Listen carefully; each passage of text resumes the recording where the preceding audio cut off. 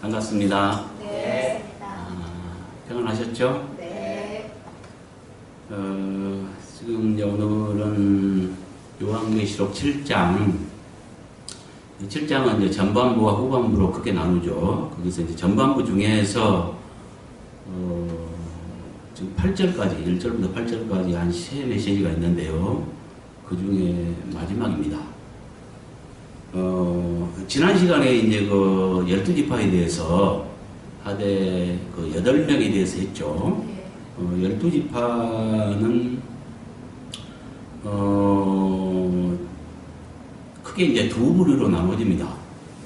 두 그룹으로 나눠지는데 처음 8명이 한 그룹을 이루고요. 이제 나머지 이제 4명이 또 한 그룹을 이루는데 무슨 말이냐면 여기에 굉장한 비밀이 있어요. 그게 이제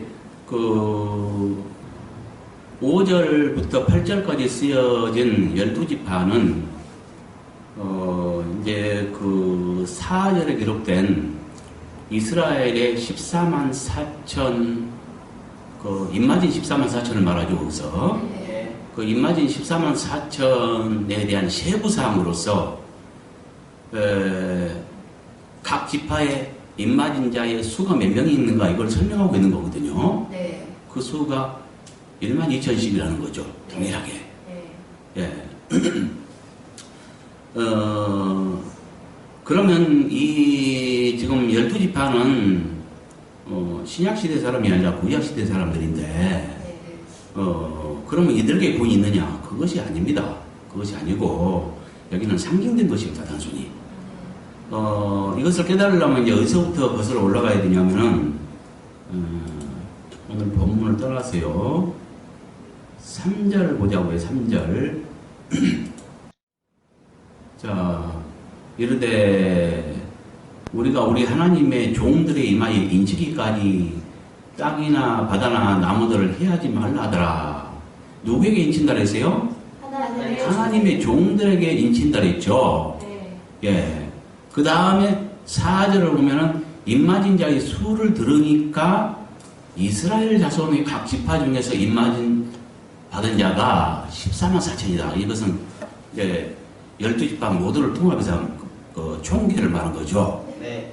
근데 여기서 이스라엘 자손의 임마진 자가 총 14만 4천인데 이들이 3절에서 보면 누구예요? 하나님의 종들. 하나님의 종들이라 했잖아요. 네. 그러니까 여기에서 말하는 것은 그 14만 4천의 임마진 자들은 하나님의 종들의 인침받은 자들을 말하는 것이고 네. 이스라엘 자손이라고 한 것은 상징이라는 거죠. 네. 왜 그러냐면 오늘날 이스라엘 자손들은 주님을 믿지 않습니다. 네. 예수 그리스도의 초림주로 오신 분을 믿지 않고 있습니다. 그들은 단지 유대주의를 믿고 있을 뿐이에요. 유대교. 네. 예, 그러니까 뭡니까? 그들은 하나님의 종이라고 말할 수 없죠. 네. 예수 그리스도를 인정하지 않는데 어떻게 하나님의 종이라고 말할 수 있습니까? 그러니까 4절에서 말한 이스라엘 자손의 각 지파 중에 임마진 자가 14만 4천이라고 하는 것은 3절에 보니까 하나님의 종이라는 거죠. 네. 그러니까 하나님의 종들을 4절에서는 상징적으로 말한 것이라는 것을 그걸 깨달아야 합니다. 네. 예. 그리고 이제 5절부터 8절까지는 4절에서 말한 14만 4천을 각 지파별로 그 임마진 자의 수가 몇 명인가를 세부적으로 알려준 것입니다. 네. 이것은 그래서 상징이라는 거죠. 네. 그래서 1절부터 4절까지 먼저 첫 번째 그 메시지로서 첫 시간에 하나님의 종들의 임마진 자들의 수의 비밀, 네. 그들은 신부들이었죠. 천열매였고, 네. 예, 그것은 14장, 계시록 14장과 짝을 이룹니다. 네. 예, 거기서 이제 자세히 풀어지죠. 네. 예, 궁금하신 분은 또 이해가 안 가신 분은 그 첫 번째 동영상을 보시면 될 것입니다.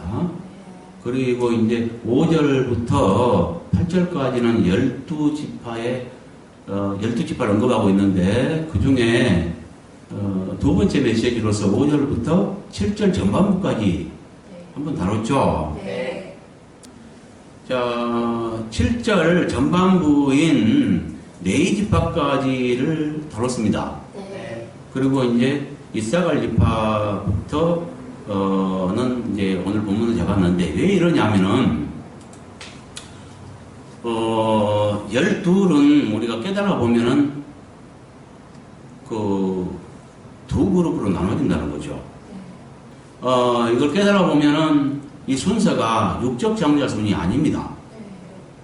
왜 그러냐면 맨 먼저 유다가 기록되어 있는데 유다는 넷째 아들이거든요. 네. 그 다음에 루벤이 장자인데 둘째 기록됐습니다. 네. 그렇죠? 네. 그 다음에 누굽니까? 시몬과 레이가 둘째 셋째거든요. 시몬이 둘째고 레이가 셋째 아들이거든요. 근데 이들은 일곱째, 여덟째 기록되어 있습니다. 그러니까 막 순서가 막 뒤바뀌어 버린 거예요. 그 다음에 단이 이제 다섯째 아들이거든요. 그러니까 단이 다섯째 아들이고 아셀이 여섯째 아들인 거예요. 그런데 그들은 그들보다도 먼저 갓과 아셀이 먼저 나와버렸다는 이야기죠. 그렇죠? 예. 그 다음에 납달리가 뒤로 쳐졌고요. 예, 단은 빠져버렸습니다. 단, 납달리 이래야 되는데 단은 빠져버렸고 단 대신에 납달리가 먼저 오고 그 다음에 므낫세가 단 대신에 들어왔습니다. 이렇게 막 뒤죽박죽이라는 거죠. 근데 이것을 이제 깨달아 보면은 뭐냐? 이건 두 그룹으로 나눠지고요. 첫째 그룹은 뭘 말하냐면은 야곱의 네 여인이 있었죠. 그러니까 원래 두 여인인데 레아와 라헬이 있었죠. 예. 그리고 이제 언니 레아의 몸종이 실바가 있었고, 그 다음에 라헬의 몸종이 비라가 있었죠. 예. 그래서 이들이 이제 레아와 라헬이 시기 다툼으로 예, 자녀를 갖다가 얻기 위해서 그 몸종을 갖다가 야곱에게 줍니다. 그래서 이제 4명을 통해서, 처음에 3명을 통해서 낳죠. 뭐냐면은, 첫째 그룹의 8명은, 라헬은 태가 다쳐가지고, 예, 태에 무인 다쳐서 자식을 못 낳죠. 그러니까 맨 먼저, 뭡니까, 레아가, 언니 레아가 4명을 낳죠. 루벤, 시몬, 레이, 유다 4명을 낳아요. 그러니까 이제, 누굽니까, 동생 라헬이, 자기가 이제 태에 무인 다쳐갖고 못 나니까는 야곱에게, 자녀를 못 낳으면 죽겠다면서, 그러면서 뭐요? 억지를 쓰면서 대타를 이용하죠. 그래서 자기 대신 누굽니까? 자기 몸종인 비라를 갖다가 비다에게 들어가라고 하죠. 그래서 낳은 것이 단과 납달입니다. 그러니까 이제 또 언니도 이제 자기가 또 4명 낳고 태의 문이 닫혔거든요. 언니도 또 시기심으로 둘을 낳죠. 갓과 아셀을 낳죠. 네. 이렇게 해서 이제 첫 8명의 하나의 그룹이 형성되는 이렇게 8명이 첫째 그룹을 이룹니다. 이 첫째 그룹의 8명은 어떻게 낳은지 하냐면 레아와 라헬이 변화되기 전 시기와 다툼으로 낳은 자들로서 육체의 그룹을 상징합니다. 육체의 열매를 상징합니다. 이걸 깨달아야 돼요. 예. 그리고 그럼 나머지 나중에 낳은 4명은 합한체를 갖다가 루벤이, 그러니까 레아의 큰아들이었죠. 루벤이 들에서 이제 합한체를 이렇게 구해왔는데 그 합판체라는 것은 뭘 말하냐면 일종의 뭐 정욕제 같은 그런 걸로 쓰이나 봐요. 뭐 체험제, 정욕제 이런 걸로 쓰이나 봐요. 그거를 구해왔을 때 이제 라헬이 그걸 갖다 욕심을 내죠. 왜냐하면 그는 간절히 남편 사랑은 얻었지만 자녀가 없었잖아요. 자기가 직접 낳은 자녀가. 예. 그래서 그 자녀를 얻기 위해서 이제 그것을 간절히 구한 거죠.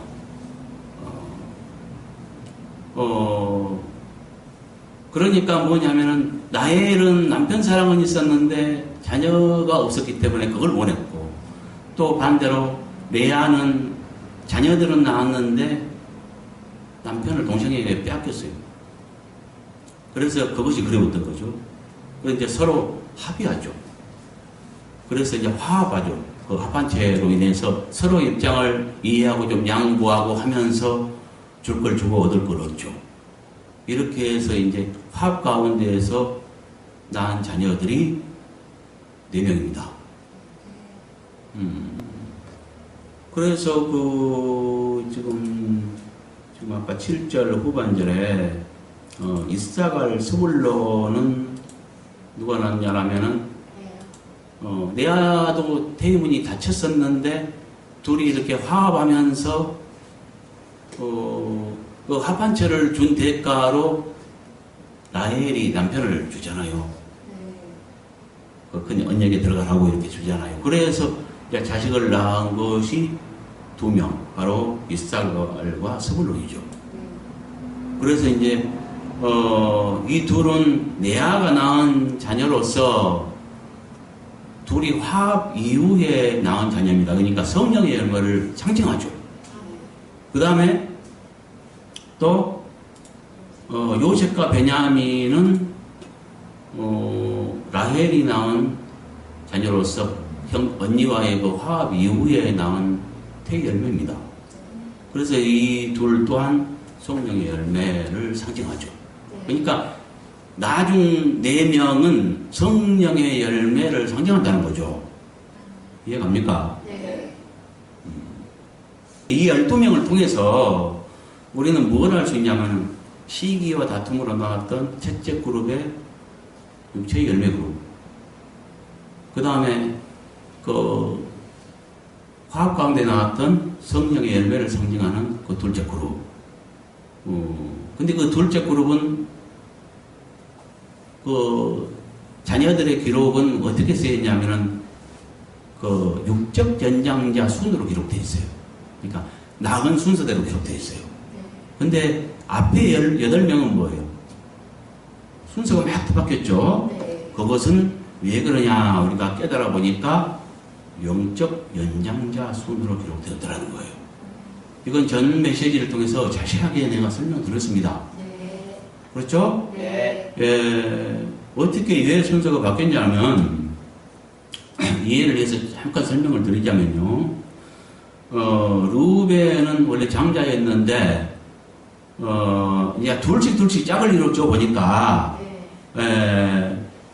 루벤과 유다는 서로 공통점이 있습니다. 뭐냐면은 생명사랑할 줄 알았으나 정욕을 버리지 못한 자였죠. 둘 다. 예, 그런 공통점이 있어요. 뭐냐면은 어디서 증명이 되냐면은 그 형제들이 요셉이 꿈꾼 사건으로 인해서 형제들이나 그 엄마 아버지 그러니까 풀어보면 그들 모두가 자기에게 절하더라 하는 꿈을 꿨잖아요. 그 11별이 해와 달과 11별이 절하는 것과 또 한번 11곡식단입니까? 곡식단이 자기에게 절하는 것을 꿈을 꿨잖아요. 예, 그걸 말했다가 형제들이 질투하고 시기 질투로 그를 잡아 죽이려고 했죠. 그랬죠? 그때 그러니까 모두가 동참했단 말이죠. 모세. 물론 루벤은 거기 동참 안 했다고 봅니다. 예. 근데 이제 그 나머지 그러니까 10명 중에 유다와 루벤만 동참을 안 했고요. 나머지 8명은 동참을 했어요. 그래서 8명 모두가 공통점이 있어요. 요셉과 베냐민과 유다와 루벤 4명을 제외한 나머지 모든 이렇게 8명이죠. 모두가 공통점이 있는데 그들은 뭐냐? 생명사랑할 줄 모르는 자예요. 형제를 요셉을 죽이려고 했잖아요. 예, 이런 자예요. 이렇게 밝혀지고요. 그러나 거기서 유다와 루벤 둘이는 말렸잖아요. 예, 먼저 루벤이 그걸 죽이지 말자 하면서 살리기 위해서 구덩이에 빠뜨리자 했죠. 예, 그건 구덩이에 빠뜨리기 위한 목적이 아니라 살리기 위함이었죠. 죽음을 막기 위한. 그 다음에 유다가 이제 그를 차라리 팔자. 그래서 미디안 상인들에게 팔아서 보디발의 이제 누굽니까? 예굽의 근위대장 보디발의 집종으로 이제 팔려갔죠. 예. 그러니까 거기서 이제 그 팔자고 하는 자는 누구냐면 유다예요. 그것도 이제 그 구덩이에 빠져도 나도 결국 죽겠죠. 그를 살리기 위해서 그랬습니다. 그래서 꾀를 내어서 팔아버리자 해서 그렇게 해서 살린 거죠. 둘은 생명 사랑할 줄 아는 자라는 것이 증명이 됩니다. 그러니까 그 잘한 점이 있고 못한 점이 있죠. 예, 욕심은 3가지로 나눌 수 있다 했죠. 그게 정욕, 재물욕, 명예욕 이렇게 나눌 수 있는데 그 중에 이제 정욕이죠. 예, 둘이는 정욕을 버리지 못한 자입니다. 그래서 루벤은 자기의 서모 비라를 그와 간통을 했죠. 그래서 아버지의 침상을 더럽혔기 때문에 그는 장자권을 잃었다고 야곱의 예언에 기록되어 있습니다. 그 다음에 유다도 또 망령된 행동을 했죠. 자기 며느리 다말과 동침을 했는데 이제 계더 제도에 의해서 그러니까 자기 큰아들과 결혼을 했는데 큰아들이 죽으니까 이제 계도 제도에 의해서 작은 아들을 대를 잇기 위해서 이제 줬죠. 근데 작은 아들 또 죽었어요. 합당치 않기 때문에 또 죽었어요. 그래서 셋째를 주려고 했는데 줘야 되는데 가만 보니까 뭐야 자기 아들들 다 죽게 생겼거든. 그래서 약속을 안 지켰죠.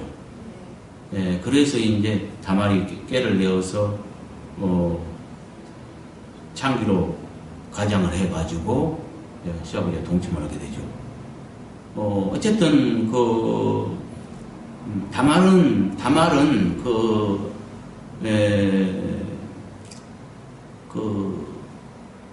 믿음의 반열에 들기 위해서 침노했다고 보고요. 그러니까 다말을 자랑하죠, 성경에서.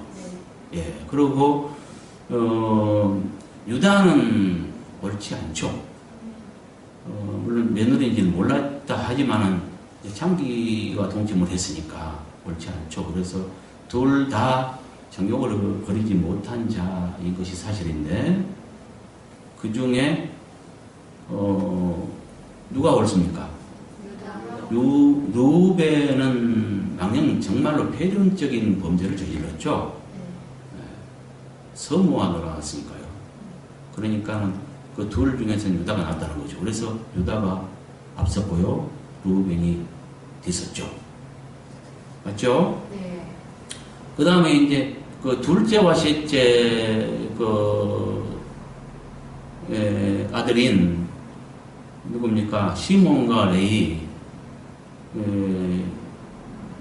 이들은 7째, 8째. 그러니까 두 그룹으로 나눌 때 이 8명 중에 맨 하위로 내려가 버렸어요. 둘 다 공통점이 있죠? 생명 사랑할 줄 몰랐고, 또 하나는, 야곱이 이제 배삼촌 나반의 집에서 이제 돌아올 때, 세겜성에 이르렀을 때, 거기서, 동생 디나가 강간을 당하죠. 세겜성 추장 세겜한테. 그래가지고 거기서 혈기대로 죽였어요. 혈기대로 살인했어요. 약탈을 일삼았고요. 그것으로 인해서도 저주를 받았죠. 그래서 영적 나이로는 제일 하위로 엿보는 거죠. 이제 다는 또 뭐냐면은 구약도 12 기둥이 있고 신약도 12 기둥이 있죠. 한 나라가 이렇게 이기는 자의 이스라엘은 이긴 이스라엘은 이겼다는 뜻입니다. 예, 그래서 이제 이김의 나라 이스라엘이 하나님의 나라가 서기 위해서는 그냥 서는 게 아니라 어떤 원리가 있죠. 구약도 12 기둥이 있었고요. 신약도 12 사도가 있었죠. 그러니까 신약도 이긴 자 예수 그리스도와 밑에 12 기둥으로 형성되죠. 신약도 이긴 자 야곱과 야곱이 이스라엘로 바뀌죠. 그래서 천사를 이긴 다음에 이스라엘이라 하라 하면서 이름을 갖다가 바꿔주잖아요. 근데 이긴 자의 이름이에요. 그 이긴 자 이스라엘과 그 밑에 12지파가 있죠. 근데 그 중에서 신약도 뱀이야. 꼭 한 명은 뱀짓을 하잖아요. 유다가 예수님 팔아먹듯이 구약에도 단이 그와 같습니다. 그래서 누굽니까? 야곱의 예언을 봐도 단은 길의 뱀이라고 얘기합니다. 그래서 단은 빠졌고요. 여기서는 뭐냐면은 12은 창세기의 기록은 육적 탄생 순서대로 기록됐으니까 모두 기록됐겠지만 여기서는 뭐요? 이긴 자의 반열을 지금 기록한 거거든요. 그러니까 뭐냐면 12지파로 상징됐지만 뭘 말하냐? 하나님의 종들의 이마에 인침받은 자들, 이렇게 인정받은 자들, 인침이라는 것은 도장 찍은 걸 말한 것으로서 인정받은 이긴 자들을 말해요. 그 중에 천열매 14만 4천을 말하는데, 그러니까 뭐요? 이긴 자의 반열에 신약으로 말하면 사탄에 속하는 가룟 유다가 들면 안 되듯이 구약도 단은 들어갈 수 없다는 거죠. 그래서 단지파가 빠졌어요. 그 대신에 므낫세가 들어갔다 했죠. 므낫세는 12지파가 아니고 원래는 뭡니까? 야곱의 그러니까 야곱의 아들이 아니고 야곱의 손자입니다. 그는 므낫세는 요셉의 큰아들이었죠. 큰아들이었는데 장자권을 이뤘습니다. 에브라임이 장자권을 갖게 됐고 이는 그 장자권을 이뤘죠. 예, 그래서 장자권을 이뤘다는 건 뭘 말하냐면 세상적이고 육적이라는 이야기입니다. 예, 그래서 이제 단 대신에 므낫세가 들어왔는데 므낫세는 뭐냐면은 요셉이 르우벤이 장자권을 이룬 대신에 요셉이 장자권을 차지했죠.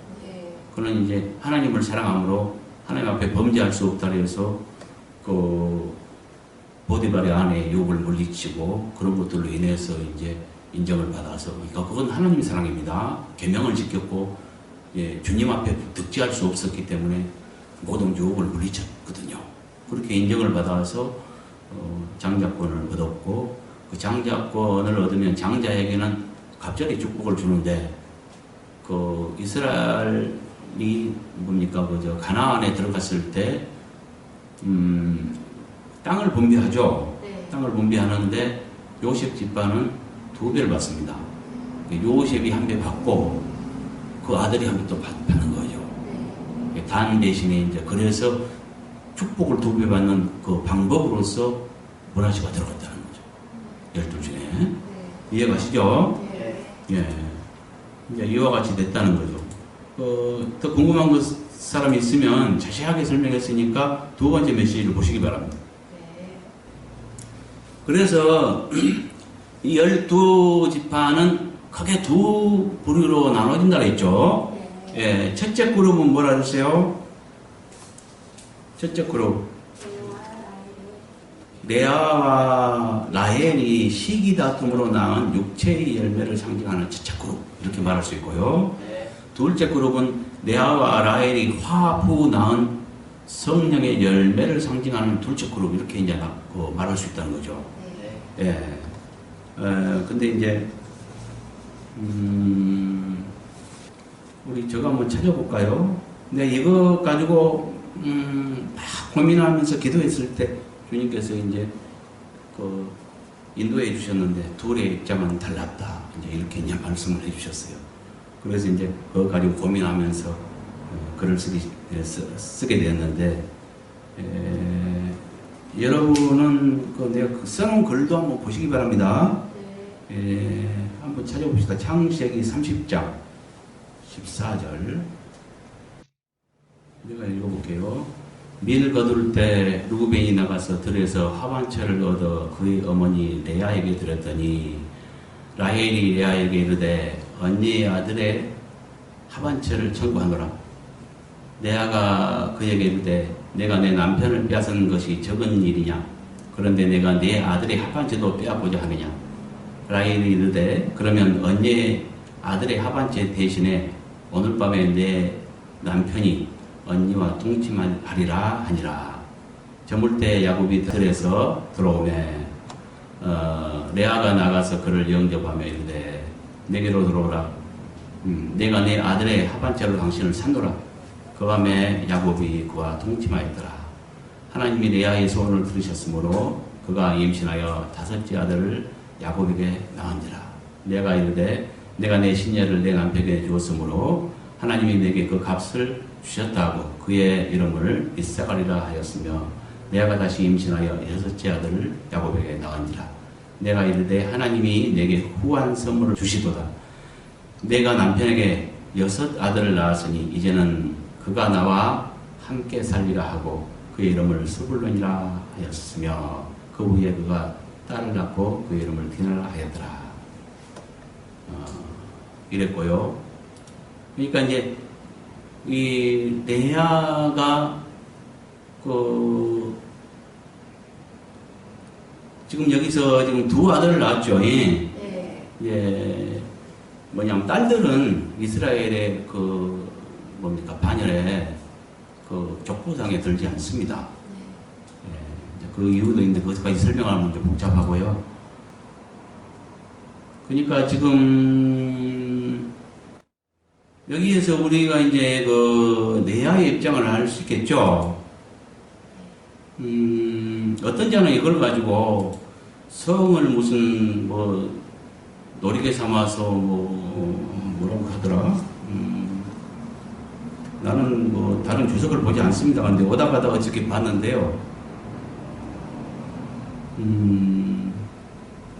이걸 가지고 사랑을 흥정하고 성을 사고 파는 부도덕한 짓으로 해석을 했더라고요. 그런 차원이 아니죠. 나도 이제 주님께 기도해 보니까 둘의 입장은 달랐다. 지금 여기서 보세요. 지금 레아는 언니잖아요. 그럼 언니가 먼저 결혼을 했거든요. 물론 야곱은 라헬을 갖다가 사랑해서 이제 그를 갖다가 얻기를 원했지만 그 예삼촌 라반이 그 계략으로 인해서 언니를 먼저 이제 언니하고 결혼을 하게 됐는데 어쨌든 레아의 입장에서는 먼저 결혼했는데 나중에 뭡니까? 그 동생하고 라헬하고 또 결혼을 하게 됐고 그 남편은 온통 야곱은 온통 그러니까 라헬에게 마음이 가 있고 이렇기 때문에 남편을 빼앗긴 것 같아요. 그러면 그 심정이 어떻겠는가? 여기서도 너가 나의 남편을 뺏어갔다고 지금 얘기하고 있거든요. 그런데 지금 하반제까지 뺏어가려 하느냐? 이제 이렇게 말하고 있죠.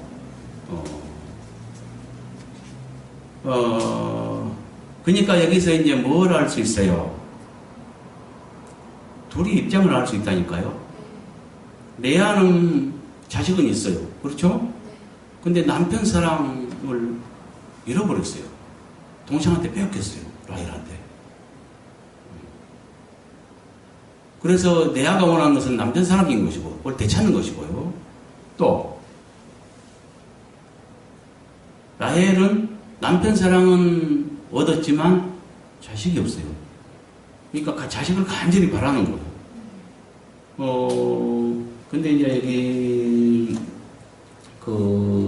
레아의 큰아들 루벤이 이제 들에서 이제 화판채를 구해왔잖아요.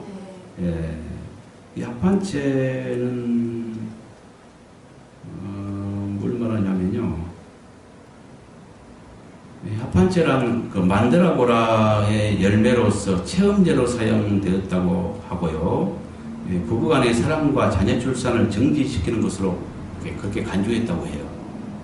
그래서 이제 그걸 라헬이 이렇게 원했는데, 그것은 뭐냐면은 남편 사랑은 있으나 자녀가 없었잖아요. 그래서 이제 자녀를 원했기 때문에 그걸 자녀를 얻기 위해서 그걸 원한 거지, 어떤 성적 쾌락을 위해서 그것을 갖다가 원한 건 아니잖아요. 그러니까 우리가 그것을 이해를 해야 돼요. 지금 같으면, 이 시대 같으면, 자녀가 안 생기면 의학적으로 어떻게 해결을 하기도 하고, 산부인과 찾기도 하고 그러겠지만, 그때는 그런 시대가 아니거든요. 그렇죠? 예. 그래서 여기서 이제 이걸로 인해서 화합을 합니다.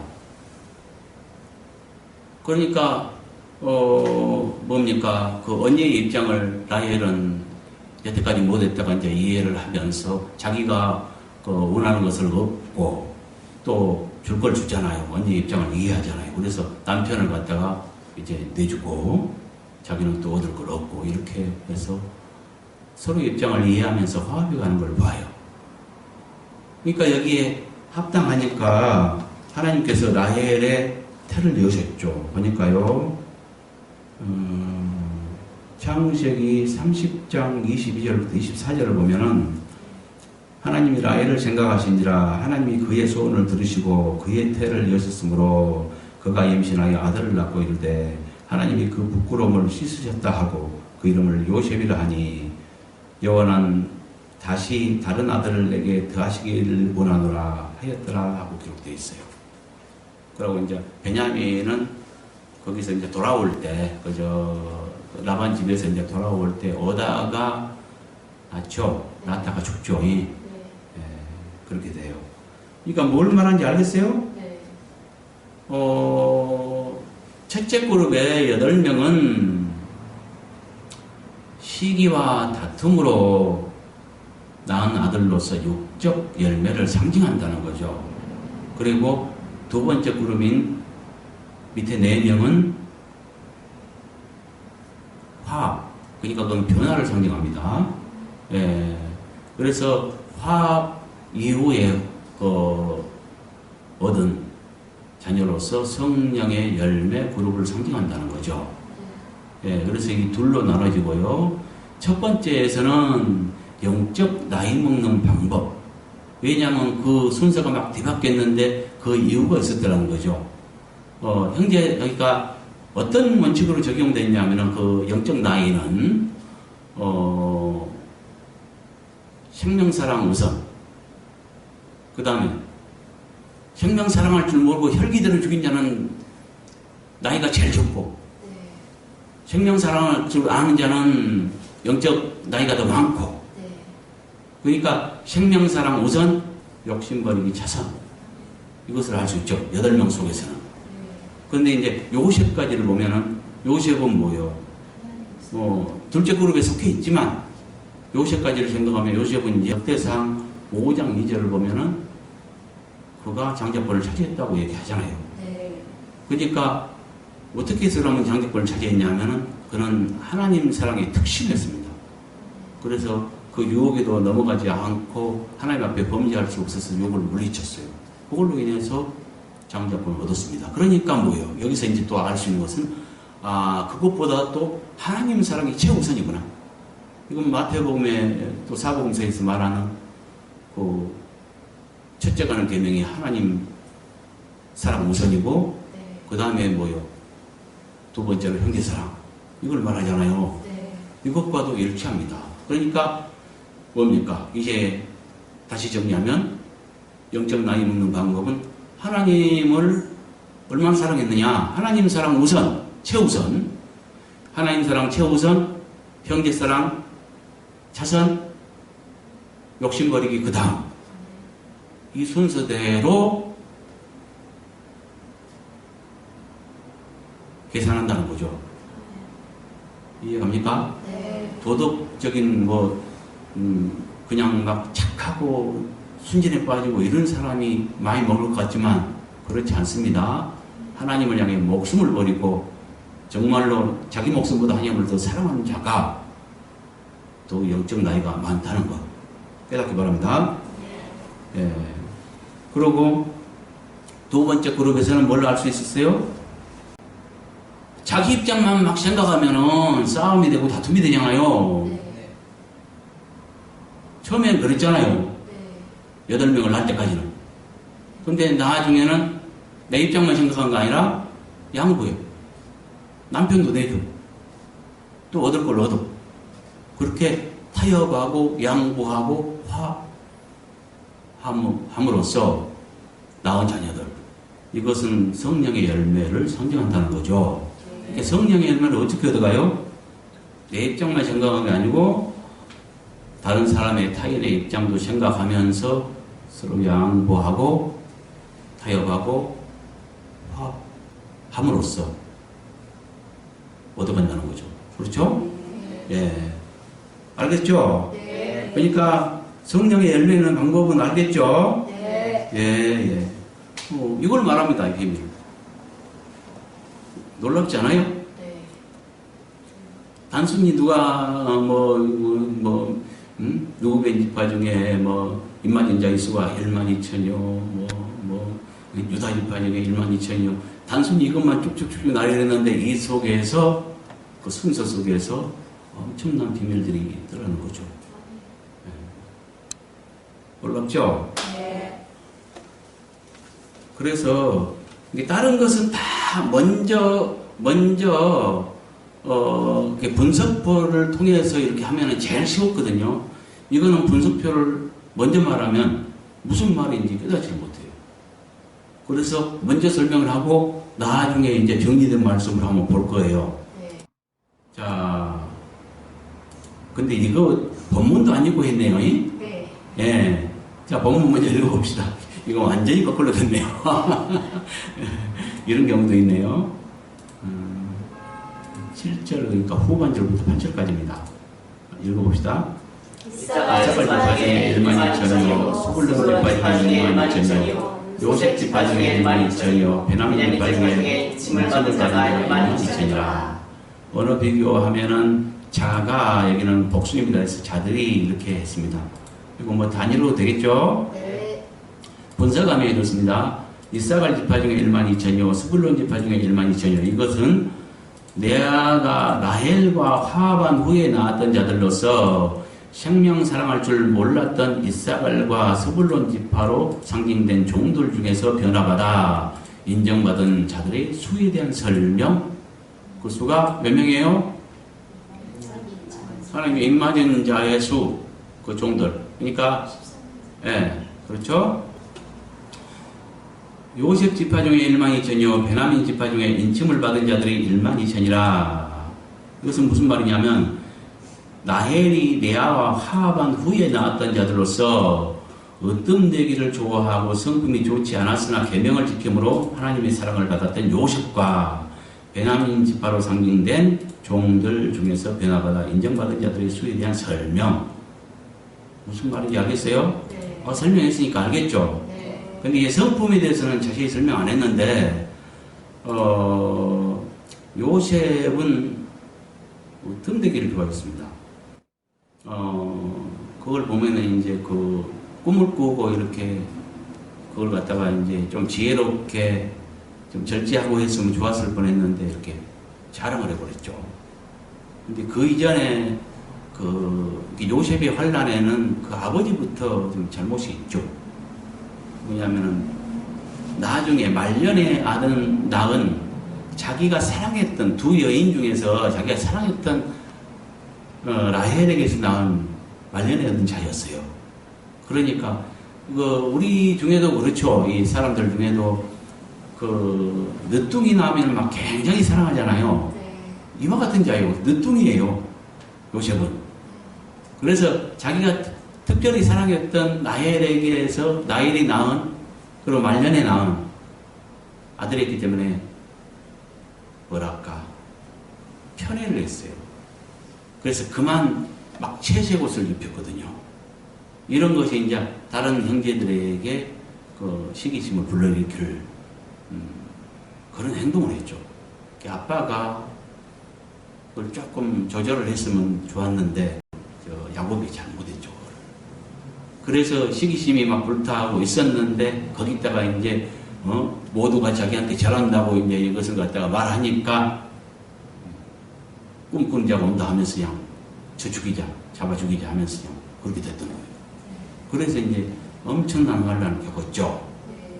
근데 요셉도 그 인품이 그런 것 속에서 이제 우리가 엿볼 수 있는 것은 그 뜸대기를 좋아했던 것, 그래서 자랑했던 것, 이런 것들을 볼 수가 있어요. 그걸 조금 이렇게 참았으면 좋았는데, 절제했으면 좋았는데, 그러지 못했던 것. 그러나, 이건 단점이고, 장점을 말한다면, 하나님을 사랑하는 그 특심이 대단했죠. 놀라웠죠.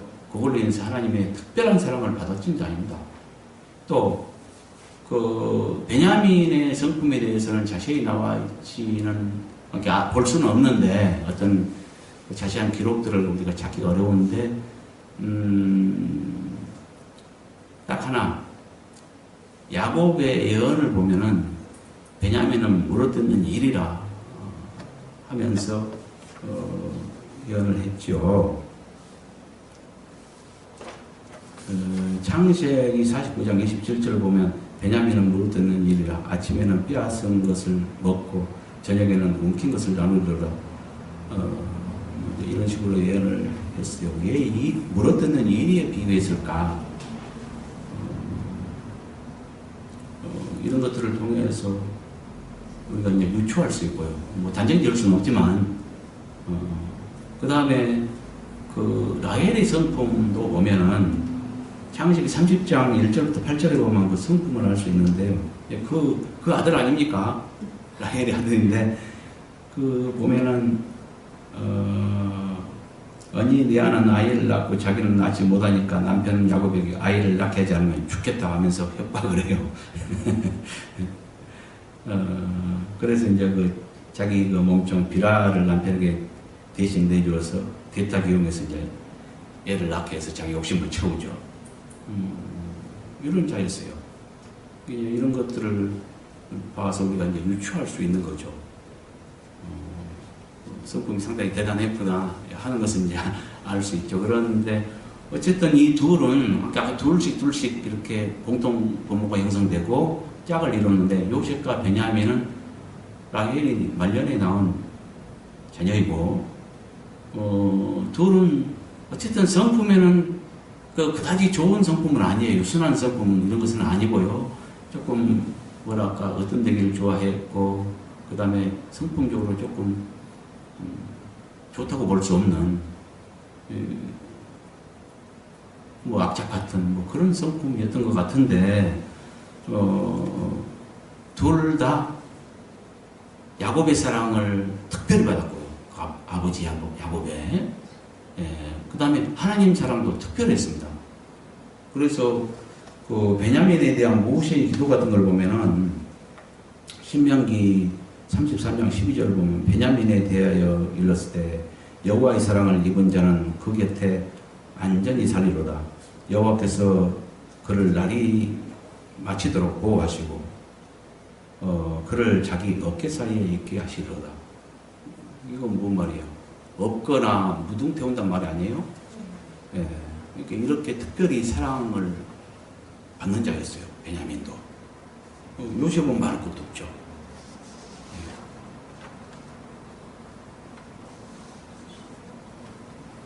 그러니까 이렇게 볼 때 그 12를 뭐 열거하면서 예를 들면 이삭을 지파 중에 1만 2천여, 스불론 지파에 1만 2천여, 요셉 지파 중에 1만 2천여, 베냐민 지파 중에 인침을 받은 자들이 1만 2천이라. 뭐냐 하면 그 인침을 받은 자들을 지금 각 지파별로 설명하죠.